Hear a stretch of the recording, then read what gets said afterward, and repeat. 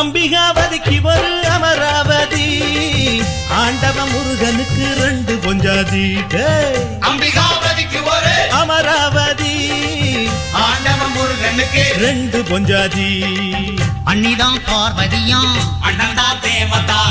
இப்பதான் பிடிச்சிருக்கான் இனிமே தினமும் பார் மறக்கணும்னா என்னாலதான் முடியலையே இப்போது ஆகாயமும் பூலோகமும் குடிக்கவில்லை இப்போது 16 வயசு வந்து மயில எங்களை பாட படுத்து தடி மயில 16 வயசு வந்து மயில எங்களை பாட படுத்து தடி மயில அடக்கி வச்சா சொன்னபடிதான் கேட்க மறுக்குது அதுக்கு மட்டும் நாடுகளம்ம பார்க்க மறக்குது